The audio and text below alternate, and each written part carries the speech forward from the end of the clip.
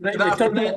they turned up for the coaching, and as Julie said, it was a big step for them. They were coming in to a sort of club that was all good players, internationalists, and things like that, as Julie mentioned. Yes. So they were very, very quiet, but as soon as they got on the court, their wee feet went like the clappers. They really did. I didn't know about the dancing bit until she said it last night. Really? But that's where they got this fast feet from. And the people used to complain about it, and I just say, well, look at the Chinese. They're not slow about the court. No. They dance about the court. How do you mean? Sorry, how do you mean they complain about it? What do you mean? Well, saying you'll have to stop that. They'll tire too quickly. Oh, I see. You know, the hierarchy is always Oh, really? I see. Yeah. But and they were very angelic looking as well, and so alike. But we were out training one night, and with me being in the buses, and with an inspector in the buses being able to jump out the hedges and road ends to stop your bus to see if you were pilfering, you know. I was doing this, yeah. And had the binoculars out, and I'm looking up the road, this long straight road, and I see them, and one's got the racket in the right hand, one's got it in the left. Now, even then, I didn't know which one was which, but I knew at least they got the hands right, maybe. I kept my binoculars focused on them, and then 2 or 3 minutes later, they both changed hands at the very same time. It was choreographed, you know. They must have said, right, 1, 2, 3, go. So somebody had the wrong racket, wrong hand. I never said anything to them for years and years and years. I never once said, you know, I caught you. You were wrong. But I just left it at that. Because I talked about Gordon Hamilton. I think Gordon would notice as well, because he was in that group, and but he never said anything either to them. But they were just such nice kids that you couldn't give them a row. You know, and were they both as determined as each other? Do you think? Sorry, both as determined as each other. Yes, very much so. And Julie was the better singles player when I took them at the beginning, but they changed, and the two of them changed completely anyway. And they're not really too alike now. Now and again, I see a big resemblance, but very rarely. But in nature, they have both changed. Karen has, I don't want to use the word matured a bit, but Karen's quieter than Julie. Julie, yes. Maybe, well, you would know that. Yeah. No, it was a really great interview, and so I had a message, like I said to you, from David about Bruce Flockhart, and I've messaged Jim Mailer since then. So hope to have that video coming soon, and maybe we'll get, because that actually came from the question that I posed to you about Julie and how you go about coaching two players, how you go about coaching two competitors. So David said, you were coaching Bruce and Jim Mailer at the same time, who was their biggest competition to each other. So I was interested to know how you go about going from one to the other, saying he's weak at that, and then why didn't you play on that? And he's weak on that, and why do you play on that? And how do you do that? How do you coach two people to compete against each other?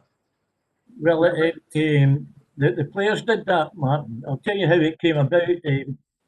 Bruce was coached by his dad. His dad made a brilliant job at coaching Bruce, and he had been Scottish champion as well before that. And then Jim became Scottish champion.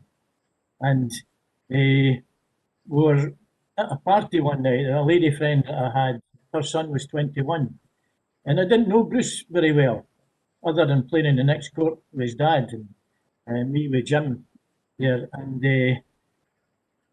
Bruce had 1 or 2 mini pineapples, I think. So, sorry, what do you mean? I didn't want to say too much drink, but okay. I said pineapples. I see. Yeah. Anyways, he came and sat beside me, and he said, "Why can't I beat Jim Mailer?" I said, "You don't work hard enough." Really? "I do. You've seen me working." I said, "I used to see you with your dad and thought you sometimes worked too hard. But now, for the last 18 months or so, your dad has stopped taking you and you're working with Craig Robertson. So you're only doing half the work that you should be doing. And he said, well, you take me then. And I said, well, I can't say yes now because I take Jim Mailer, as you know, and I'll phone Jim. And if Jim says, okay, that'll be okay with me. So I phoned Jim up, and Jim says, Sorry, was this planning for you to coach them? Were they just generally talking about you coaching them? Was it a suggestion of the same time? yeah, it was. He was just wanting me to take him because his dad's stopped taking him. But what I'm saying is, what wasn't you weren't talking about coaching the two of them together at the same time? Yes, I was going to come to yes, that's right. But no, well, I'll explain it a wee bit better. Jim says to me, that would be good for you, Andy, because I'm in the twilight of my career. Right? He says, and no many seasons left. And he was getting injuries as well. So he said, after a wee bit talking, he says, what you could do, this is him telling me what I could do. Jim, he says, take me on the Monday, take Bruce on the Tuesday, and then the 2 years will play each other on the Thursday. This was ideal to me and to them, really. So how that worked out was they got a wee 10-pence trophy out of Woolworths in Stirling. And every Thursday they played for this trophy, and it was cutthroat stuff. They wouldn't have got play like that anywhere in Scotland. That wasn't me. I was giving them their workout 1-to-1, but it was them that were making themselves good players. And when they came to you on a Tuesday, did you go and watch them on the Thursday? I went through to see them playing. I always wanted to see how the players were playing. So they played. So I'm saying no, but I'm saying they coached you on Tuesday, and then you coached. Sorry, was it Monday and Tuesday? Did you say Monday for Jim, Tuesday for Bruce, and then they competed against each other. Where did they compete on the Thursday? Where was that? Stirling University. And Stirling. And did you go there? I went through to see them misbehaving. Yeah. Every Thursday you went to watch the game, right? Yes. And for a wee while they used to ask me if there was a doubt about if Shuttle was in or out. They used to ask me. Then it got that serious that I changed where I was sitting. So I didn't see the line calls. How long did they play for? Like an hour or something? Oh, it'd be an hour. Yeah, around about the hour. Right, here's a question for you. We still getting paid? Oh yes, yes. Oh, that's so good. That's absolutely brilliant. The money side of things was the bit I didn't like about coaching, but everybody knows you need money. Yes. I just hated taking money from people. Yes. And if they forgot to pay me, I wouldn't say. I couldn't say the following week, oh, you didn't pay me last week, you owe me double. They usually remembered. I don't think anybody diddled me in any way whatsoever. Well, that's a very topical one. I've just had an interview with Martin Campbell, who started a business about money in sport. Oh, yeah. So about 2:00 this afternoon, we discussed money in sport and how athletes deal with money and professionals deal with money and how they manage the money and what support they get, as far as not support, interestingly, about how much money they're given, actually more support about how to deal with money, because these athletes are like children. They've left school and they've gone straight into sport and they've gone into a new thing, and it's just like a hobby. And nobody's ever taught them really the value of money. They're still living with mum and dad. They're training they don't know what you think, but they're training all the hours that God sends, and they go home to their mum and dad's house, and then all of a sudden, boom, they're hit by a steamroller and they're out of the house and they've got to pay their way, right? And nobody's taught them how to deal with money, ever, right? Right. So Martin's business is about helping athletes invest in their future. And I was talking about the principle that that somebody, like you or I, as an employee, as somebody who works for somebody, normally anyway, you would say you need to invest in your retirement. You need to invest for when you're 50, 60, 70, when you're no longer working, right? So effectively, an athlete's pension age is about 35. Effectively, you could look at it like that. Do you know they've got a plan for themselves stopping working at 35? What you or I would think about 60, right? So his business is all about helping them invest just a percentage of what they earn and make every month in, month out. So when they hit 35, they're not thinking, God, I need to go and get a job on the buses like Andy Cooke. Anyway, so yeah, it's been interesting. So that's great. You were asking about Bruce and Jim. Yes. I did take them in 2 finals. I took them because there was nothing tactical. All I was doing was telling them if one shot was off.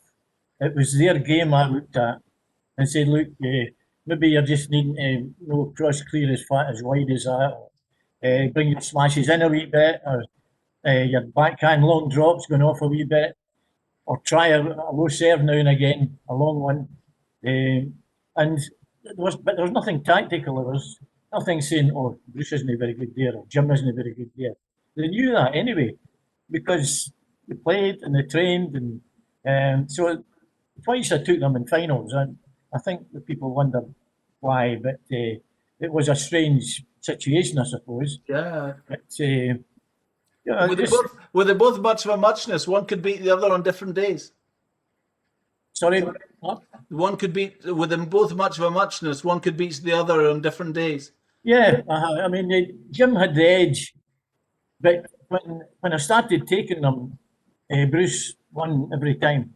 Jim never won a game after that against Bruce.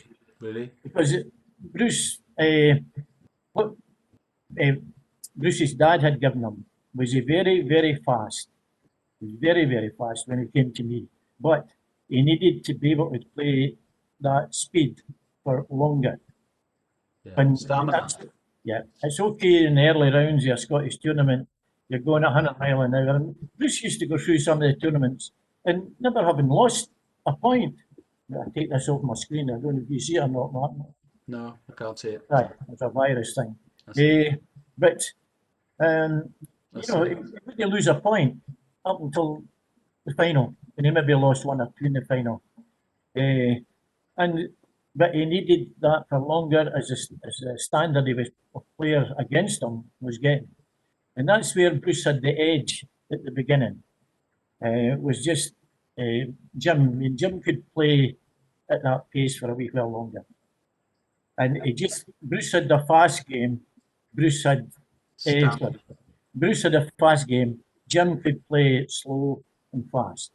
And I think in the end, Bruce quite enjoyed every now and again lengthening a rally just to knacker the opponent, which was a ploy that Jim had, which was very good at because he enjoyed long rallies as well. And it was good when you see the person's head go down or his hand on his knees and he's knackered and you think, you got him. So what was do you know what the training schedule did? Would you set homework, Andy? Sorry? Would you set homework? Homework. Did you say homework? Yes. You mean and them working at home?